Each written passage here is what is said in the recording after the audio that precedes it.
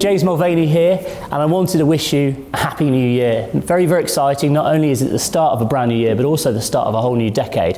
And I think as an entrepreneur, it's really important to hit that reset button and not only think about what you're going to be doing in your business, but also your personal life and everything like that as well. A lot of people do things like giving up alcohol for New Year. After Christmas, it's kind of like a heavy period, drink lots, you eat lots. But also, what's becoming more and more kind of important, I think, is this kind of idea around digital detox. As an online entrepreneur, I run online businesses, and I've basically been tied to my computer since I was 15 years old. Now, what's interesting is over the last sort of 5-10 years, everyone now is hooked on their smartphones, and some people are saying it's an addiction. You're literally hooked on this device constantly. It's nagging you all the time. So there's this idea of a 7-day digital detox, which I think is really interesting. But I wanted to go one step further than this. So I actually interviewed a clinical psychiatrist who specializes in the idea of as an entrepreneur, separating your personal life from your devices, from your technology. But she also believes that technology is important, and it's kind of something you need to continually use as well. Certainly if you're like me and you're working in an internet-based business. So let's first of all just tell you about the 7-day digital detox, and I want to run through each step with you.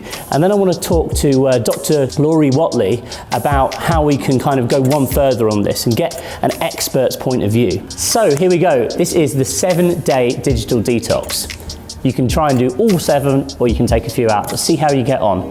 Day 1, use a screen usage app, or you can use something like Screen Time, which is built into iPhone these days, to limit your usage to 2 hours a day.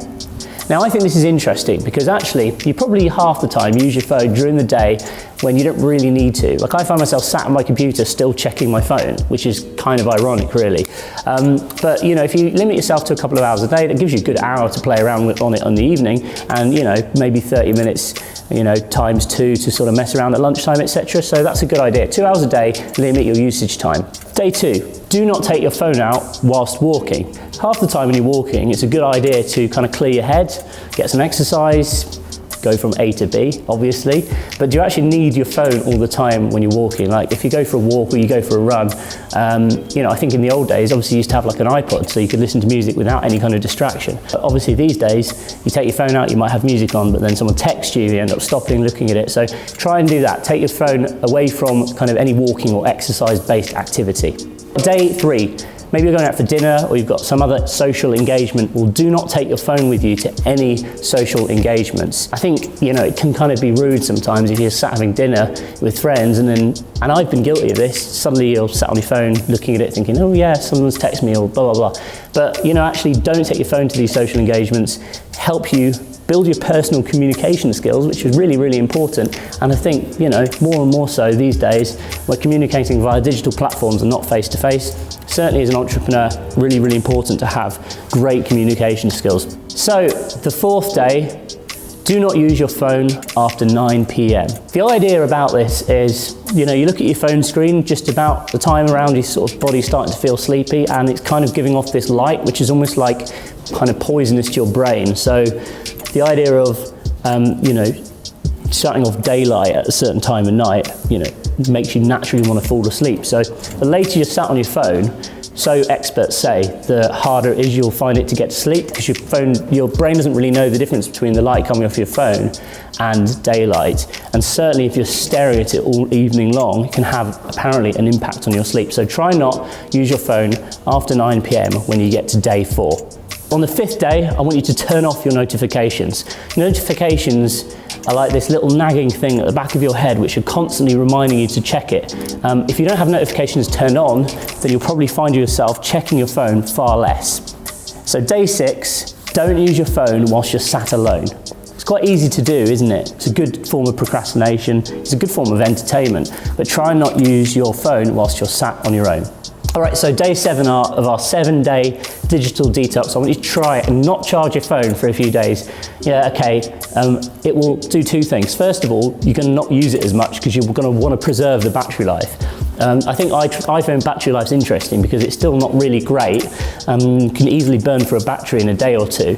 But if you don't charge it for a few days, you're going to naturally find yourself using your phone far, far less. So it's a really effective strategy. All right, so now I want to cut to a really interesting interview I did with Dr. Lori Whatley. She's a specialist in this area. She helps entrepreneurs, clear up their mindsets, do this digital detox thing, and it was really, really fascinating conversation. She had some great insights, and she's also just written a book as well. So let's cut to that now, and I hope you enjoyed this idea of a 7-day digital detox. Hey, so my guest today is Dr. Lori Whatley. She is a clinical psychologist, a consultant, and a speaker, and she specializes in helping people like entrepreneurs and business owners kind of manage their work-life balance and also deal with technology and how it kind of is starting to consume us. So just give us a bit of background about how you kind of got into this specialized kind of field. Okay, thank you. And thank you for having me here on your show today, James. It was really quite interesting. I began to learn a lot about this out of necessity. Many of my clients that were coming to me every day for therapy, families, individuals, couples, it seemed that many times a day, the topic of digital device usage and the negative effects of it were coming up in conversations. Maybe a husband who was complaining that his wife was, always on her laptop, or a wife that was complaining that her husband was, not paying her attention. He was texting, or a child who wasn't sleeping well and they didn't know why. They didn't realize, the parents didn't know his grades were failing and he was not able to socialize because he was so caught up in his digital devices during the night. And so I said, I've got to research this to know what to do with it. And so I began to research it. I was in the middle of doing my doctoral project and actually made it my doctoral project, which they turned into a book, which is on Amazon, the marital effects of, or the effects of texting on the marital relationship. So the more I got into this subject and researching and looking for solutions that were real, like we can't put up our technology completely because it's a very important part of our world. It's not going anywhere. But I was able to come up with solutions that were user-friendly and realistic, I think. And so I'm just enjoying sharing all this vital information that I've discovered with the world. Sure. I mean, I think I kind of resonate with this a lot. As a startup founder, I first started my, in the early days, about 15 years ago when I was 16, 17, that was when I first ever started my business. And I really haven't ever switched off since. I'm using a computer every single day. And sometimes it is hard to turn off because even when you're not sat at your computer during the daytime, you've got your phone at night, you've got emails, you've got texts, you've got WhatsApp messages coming in from your colleagues, from your friends. And also, I think as well, I think most startup founders find that it's just hard to switch off. Your brain is always thinking, what should we be doing next? What's our next step? Absolutely. I totally agree with you. But now, James, put your phone up at night. Don't have that phone in your room with you, because even we know from research that even knowing that it's across the room interrupts our sleep. Isn't that interesting? And at night when we sleep is when our brain is healing from all the anxiety of the day. And so we want to get a good night's sleep and not be distracted. So if you want to be even more successful than you already are, and then the other people who have their heads constantly in their tech, get a good night's sleep. That gives you a huge, huge head start. I couldn't agree more. It's interesting you mentioned that because I quite often find I always put my phone on silent, but I always have it on charge beside the bed. And what's really annoying is when you forget to put it on silent and someone rings you or texts you in the middle of the night. What's kind of even more annoying is if you're just about drifting off to sleep and suddenly you're hearing it vibrating, you're kind of like, oh, should I look at it? Should I look at it? Oh, it's just like niggling away at the back of your head. And I think, so you're kind of halfway there, you're halfway asleep, and then suddenly that goes off and you're wide awake again because you're wondering, oh, is it important? Or, is something gone wrong? Do I need to look at this? I must admit, it was interesting for me, in the early days, things would go wrong in the middle of the night, servers would go down, and it was really, it got to a stage where, I was going away on vacation to try and switch off, took my laptop with me, and it was kind of like spoiling my time away. So, these days I'm kind of lucky because I've got a bigger team around me, so those responsibilities are shared between more of us. So, right. But it's still, it's still an interesting thing, and I'm kind of interested in this idea of doing like a digital detox. Obviously, it's the start of 2020. What would you advise someone like me who's kind of very, very kind of caught up in tech, has a digital business? What would be the first step to kind of clearing my mind for the new year? Well, I will say this. I believe that, and we know behaviorally that when we make change in small steps, those pieced together add up to big change. Often, if we give you a goal, or you set a goal for yourself that is too big, you might fail and become disappointed and not follow through with it and give up very quickly. So I do not recommend just a complete detox, which is very unusual. Many of the techies out there who have written books and all, that's what they say. But as a behaviorist and an expert on human behavior, I know that as humans, we do better when we give up things a little at a time. Okay. One thing I would really recommend that's kind of neat, I did this myself. I decided to see exactly how addicted I was to my phone. So I decided to go run errands, and I was only going to be gone for a couple of hours, 2 or 3 hours. I decided to do it without my phone one day. And honestly, it was so difficult. And I knew then I've got a problem. Yeah. I really do. I've got to practice what I preach. Yeah, exactly. But I guess the thing is, like you say, you go and run errands. You don't need your phone to go and run those errands. You know what you do. You know you need to be where you need to be, what sequence of places you need to visit or whatever. So why bring your phone with you in the first place? I guess it's a good point. So it's about, from what you just said to me, rather than trying to give up everything really quickly and kind of take this drastic step, just try and think, right, okay, when do I really, really need my phone on me and when don't I? Right. And really, if you think about it, I mean, you really don't need your phone on you most of the time. And now these smart watches, they're kind of good because they can't do everything our phones can do. And it's really kind of not as easy to utilize them and to get into all the apps and go down that rabbit hole. So, leave your phone as often as possible and have that, and only use it for things, like maps or maybe a text about, where you're going to meet someone or what time. Don't try to have a big conversation with someone over text. That never goes well. So using your smartphone, your watch, I think, is a great way to begin. Okay, because you can actually get a watch now with a built-in SIM card, so you can still take calls on it. You don't have to have your phone on you at the same time. Exactly. Yeah. It's interesting, I think, as well, because, like, for example, when I used to exercise, 10 years ago, you take your iPod out with you, so you can still listen to music. Whereas now, obviously, your phone and your iPod are the same thing. So, you go out to try and clear your mind, go for a walk or go to the gym or whatever it might be, and you've still got that distraction there. So even then, and I find sometimes I come up with my best ideas actually whilst I'm doing exercise, right. But then, if someone texts you, you end up kind of taking your mind off that and getting back into it. Exactly. I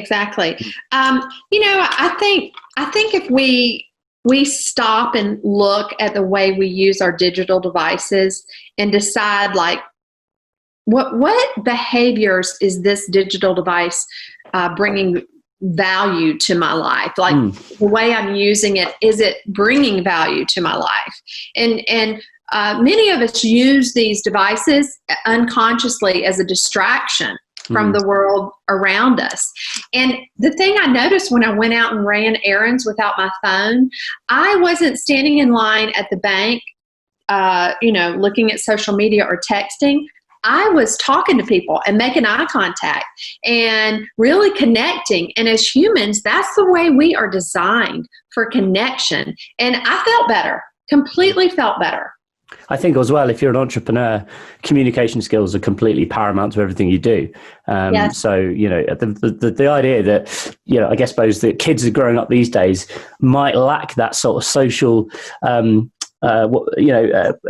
kind of and a social attachments that we all kind of grew up with, actually just having a face-to-face conversation, or even like picking the phone up, like you say, trying to organize complicated things via text. We've all been there. It's really difficult. Yeah.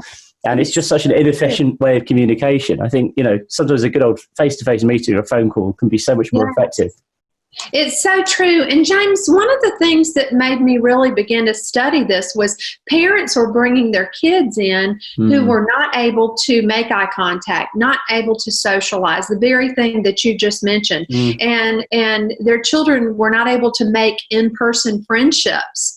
And they had a lot of, online friends, which is, of course, not at all the same thing. And they were discouraged about that. And it's so true. Our children, we're turning them into robots. And, being well balanced is key. You must be able to interact with humans. So where are we headed? Yeah, that's scary. Society. It is very scary. It's very important. And I think if you want your child to be head and shoulders above the other kids, helping your children learn how to go to dinner, and don't hand them an iPad to entertain them while you have a peaceful dinner. Help them learn to connect with each other and the other people at the table. And that's very important, socializing.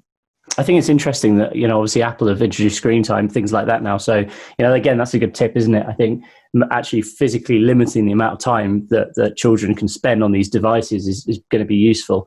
Kind of going back to, you've just written a new book. Can you tell me a little bit about that and what people can expect in it?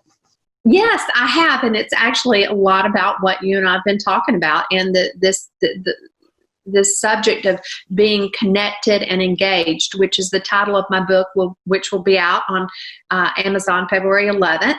Our world is disconnected right now in many ways. And as a researcher, when I begin to trace the roots of this, many times it goes back to too much digital device usage. It's polarizing us.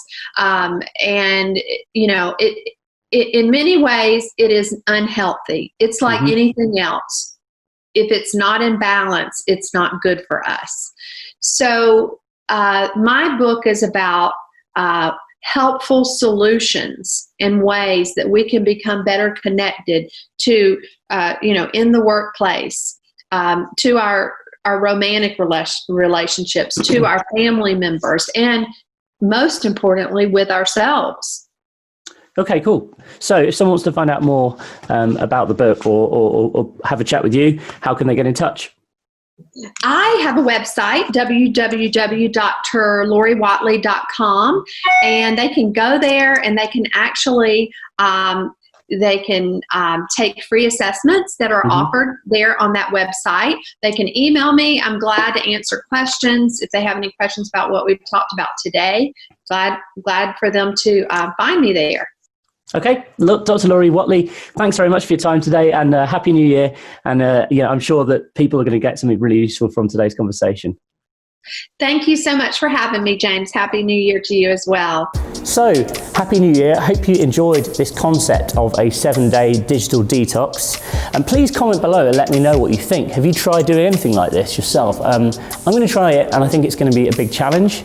But I also think there's a lot of benefits to kind of resetting your mind, as I said at the beginning, for 2020, because not only are we the start of a new year, it's a new decade. Happy New Year. Please comment below. Remember, if you've enjoyed this, please hit that like button and subscribe for more videos like this. Thanks very much for watching.